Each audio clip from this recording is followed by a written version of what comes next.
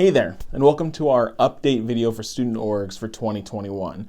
So in this video, we're going to cover a lot of different topics. We're going to go through them pretty quickly, so hopefully you're paying attention and hopefully you can remember most of this.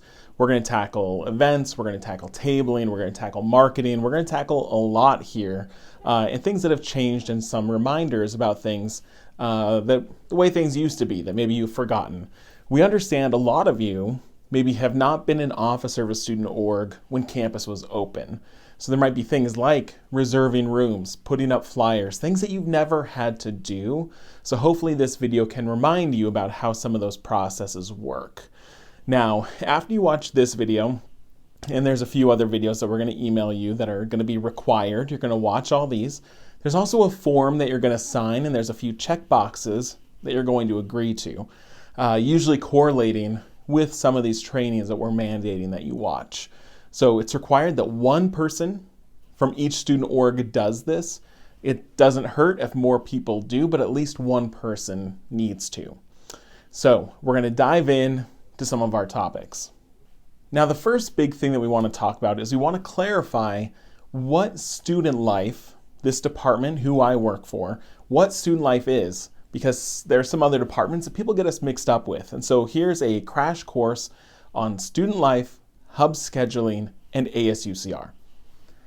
People mix these up because we all work with student orgs really closely. So student life is me. It's your advisor. It's the office where you go for kind of general things about your student org. Each student org has a designated advisor, one of us, that you can go to and ask questions. We are the ones that oversee registering groups. We answer kind of internal group conflicts. You need to amend your constitution.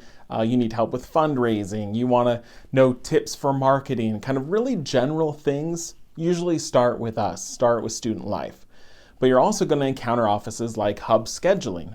Hub scheduling, all they do is help you book a room and then make sure that the event happening in that room goes smoothly, right? So those are the people that you're going to talk to about, we're having a banquet, we need to get a caterer brought in, what sort of information do you need about that? Event-specific questions, that's what they tackle. And then ASUCR, the only thing that they really do for student orgs is money. So when you want to apply for, funds for your student org, ASUCR is where you start. But aside from money, that's really the only thing ASUCR does that is directly student org related. So money, ASUCR. And you don't even need to use ASUCR. So some of you may never encounter them or work with them. Hub scheduling, events, meetings, getting a space, things like that. And then student life, broad, general. We can either help or refer you to the specific offices that can help you do what you're trying to do. Now, student life, we have some updates about what we do to help student orgs. The first big one is your dedicated advisor. We have some staffing changes because some people have left the university. So for right now, we only have a limited number of organization advisors. So there's myself, Adam Daniels, we have Jasmine Smith, and Carly Garcia, who specializes in the fraternities and sororities on campus. We're hoping to hire some other positions. We don't know when that's going to happen. And because there's so few of us and so many of you, we're actually lifting a requirement for student orgs for this year. There's typically been a requirement that each student org has to meet with us at least once in a year to update us on how things are going. We don't think, with the few of us that we have, that we'd be able to sustain that, especially in spring when people procrastinate and we have hundreds of student orgs that want to meet with us, we wouldn't be able to. So for this year, we are lifting the check-in requirement. So that means you don't have to meet with us, but we still want to meet with you, right? So if you come up with a problem, you're like, hey, we want to do a conference, we want to do this thing, we need extensive help with fundraising. We can still meet with you. We're going to have more time for the groups that have concerns, have questions, they need something, they want to talk with us, they want to brainstorm. Those people can still meet with us, but we just won't have to do the meetings that are mandated. There's not a lot of updates. You don't want to be there. So we're not going to be doing those meetings. We're only going to meet with groups that want to meet with us. They have stuff to talk about. So that's an update there. Now you're probably going to be wondering about room reservations, events for fall. What does that look like? So in case you somehow missed the emails, rooms are open. You can reserve a room right now. Rooms in the hub are open for the entire year. So if you're planning a culture show, a conference, a banquet, something in spring quarter, you can book that now. If you've never booked rooms before, down in the description, we're going to link a really important video for you to watch, which is about room reservations and event planning in general. That video is going to cover how to get a space, then the sort of things you need to be thinking about as that event gets closer. If you've never booked rooms, it's not always an intuitive process, and so that video can help you wrap your head around how to do that. Now, since rooms have been open for a while now, you might have a hard time, right? And so we want to encourage you to be creative. Maybe you don't need to use an indoor space. You can meet outside. Maybe you can meet at someone's house. You can move some of your socials to nearby restaurants. You might have to get creative with what spaces you use.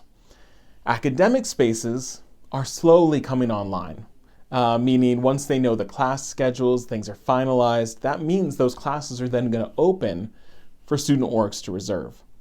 We also have a brand new Student Success Center, which has a couple big rooms for student orgs to use. So you might luck out and find some of those. But in case you don't, you might need to get creative. Now, if you have problems with any of that, the website, you have questions about which rooms to use, you don't see anything, you can't log in, remember who to talk to about rooms? Hub Scheduling. So you can email them at hubscheduling@ucr.edu. Tell them what group you're with. That's really important. And then the sort of questions, concerns you're having, they can help you. If you want to call them, they are here every day now. So at 951-827-3215. So you can call them and ask for updates. Now, your next question is going to be, well, what about COVID? Are there restrictions? What do we need to know? Now, this could change daily. But right now, when I'm sitting here recording this, the two big restrictions. Right now, there's a 50% occupancy. So if you have 20 people, you need to look for a room that has 40 people, that can fit 40 people. So you want to be looking for spaces that you can have everyone that you need, and it would only hit 50%. The other thing is there is indoor masking mandated campus-wide. So anyone, even off-campus people that are coming to your events and meetings, need to mask indoors. Now you can still have food. So the only exception if someone is actively eating or drinking, they can remove their mask. Now again, any of this can change. They could decide it's too dangerous to have people eating indoors. They're going to stop that. Right now, they said eating indoors is fine, 50% occupancy, masks if you're not eating or drinking. Outdoor events are fine, so we're kind of encouraging that, which includes tabling. So tabling, if you've never done this, a lot of you probably have never tabled before because it's been a couple years now. Any day that you want to go set up at the bell tower, you can. So you can say, we're going to table Wednesdays. Wednesdays are the most popular day because there's a lot of people out there, but you can table any day you want. Wednesdays, you can just show up, set up a table, and talk to people. We're not enforcing distances, kind of just use whatever precautions you think you should be using out there, and hopefully you're okay. So Wednesdays are popular. You can do that, but you can also do any other day. So the advantage to doing Tuesdays might be that there's less student orgs out there. It might be easier to talk to someone. Sometimes students avoid, like if it looks like it's crazy busy, they'll avoid it. So it might be better for you if you're the only student org out there tabling on a Monday, they might actually stop and talk to you. So experiment with what days and times you want to table. Now, if you need a table, if you don't have one, the first floor of the hub, the welcome desk, has tables and chairs that they can give you. You can just go to them. You're going to give them your R card as collateral, and then you'll be able to take a table and chairs, and then you'll bring it back when you're done. That's easy to do. Now on busy days, they might run out. So if you get funding from ASUCR or a fundraiser you've done off campus, anything, I'd recommend one of the first things you look into is getting a table and chairs so that you don't need to rely on the hub to have the stuff that you need, right? So you don't have to worry about them ever being out. So yeah, tabling super easy. You can do it, any day you want, very little restrictions, you're good to go. Some of you may be wondering about food sales. So back in the before times, we had blue tents at the bell tower where you could sell food and give it out to people. They are still figuring out how to handle this, and so it's unlikely that at least for fall, they're going to have that figured out. The health and safety professionals on our campus are still negotiating how to work on all this because there were food requirements that mandated that you were inside a tent, but then there's COVID precautions that say you should not be inside an enclosed tent, and those things are at odds. And so they're trying to negotiate what that looks like. How can we still do food sales? Are there types of food sales that might be appropriate? So as soon as we know, we will email you about possibilities. But right now, that's still really up in the air. And so for the beginning of fall, it doesn't look like that's going to be ready. So we encourage you to look up other fundraising ideas. We have a bunch of training videos on ways to do fundraising. Check those out. I've linked a couple down in the description in case you need to get creative about fundraising for this first quarter or so.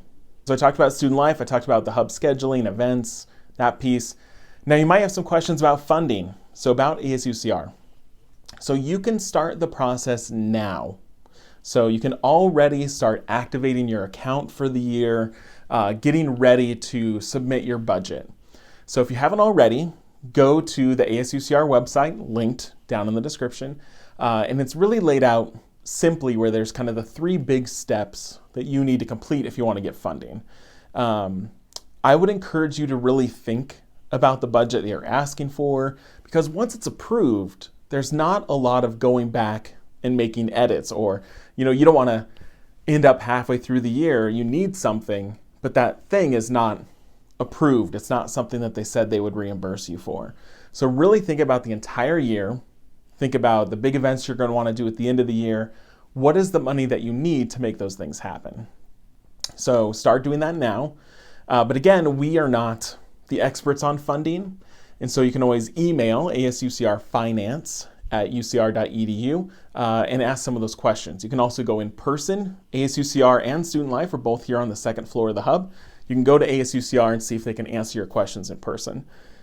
So really think about the budget before you're locked into something without really understanding what it means. So go check out their website now. Something else that's come up a lot in terms of money is how student orgs talk about themselves.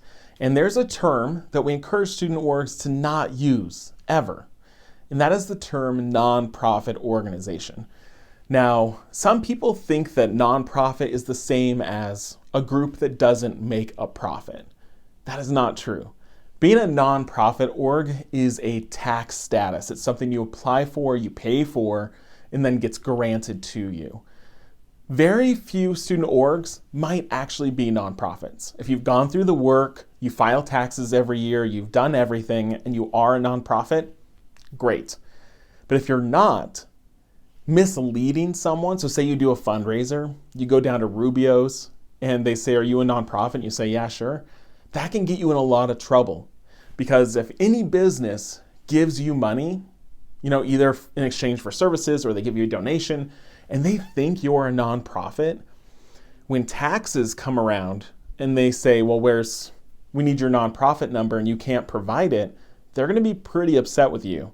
So don't use the term nonprofit unless you are for sure that your org is a nonprofit. This also counts if you're a chapter. So if I'm, a UCR chapter of a nonprofit, the larger nonprofit, sure, might have that tax status. They have a tax number and everything. But that doesn't always mean that we, the chapter here at UCR, are a nonprofit. We may not be able to use the tax number of the larger umbrella organization. So you want to talk with them, find out, hey, we're doing a fundraiser. Can we use your tax ID number? And if they say yes, great, you're golden. But if they say no, that means that you, as a chapter here at UCR, may not be a nonprofit. So if you have questions about that, you can come talk to us. You can ask your regional or national office, try to figure out if chapters are considered nonprofits. We can help you work through that, but just be really careful about using that phrase because we don't want you to get in trouble when it turns out that you're not really a nonprofit. The last thing that we want to talk about in this video is a way that Student Life can help promote your organization and your events that are coming up. If you're not already, you want to follow us on Instagram at UCR Student Life. Every Monday, we're going to share all the flyers and fundraisers and everything that you all are doing. Thousands of students see these. The metrics are off the chart. So you want to make sure that your flyer is included in that batch that we upload. So we have 3 hashtags that we use. You can just pick one, right? We check them all. You don't need to use more than one. So if you're doing a meeting that week, you want to use something like share our meeting. If it's an event, share our event. And then obviously if you're doing a fundraiser, share our fundraiser. You just need to tag one of those. And then on Mondays, we go through, we grab them all, we put them up. We do this every Monday at 3 p.m. So you just need to have yours posted before 3 p.m. Now we encourage you to do a traditional post because stories, if you post it on the Thursday before, on Monday it's not going to be there anymore. And so it's harder for us to find. Hashtags don't work the same way on stories. And so we encourage you to use real posts to your page, use those hashtags, and we'll catch it. So Mondays by 3 o'clock, and you'll be all good to go. We do ask that these are actual events and meetings, not just, hey, we're, the Checkers Club, join us, without any sort of detail. We're probably not going to share that, right? So we usually need there to be a time, date, like it needs to be a real thing that someone could go to, as opposed to just an informational flyer, right? So make sure that there's details. And if there's not, we might tell you or ask you questions, ask you to make a change before Monday so that we can include it. So I think that's pretty much it. So now you're going to go back, you're going to watch the other videos that we emailed to you. They're all very short, very easy. And then there's a form to sign that you watch that. Make sure you actually submit it. Sometimes people miss the very last button. So you want to submit for approval and you'll be all good to go. We as advisors are already on campus, ready to meet with you. We're still doing virtual meetings. So just let any of us know if you want to meet. We can start talking now. There's usually a lot of advantages to doing those meetings early so that we can help you prepare for fall instead of once something has already happened, it's very hard for us to help you. So if you want to talk to us either virtually or in person, let us know. And that's pretty much it. Thanks for watching and have a great fall, okay?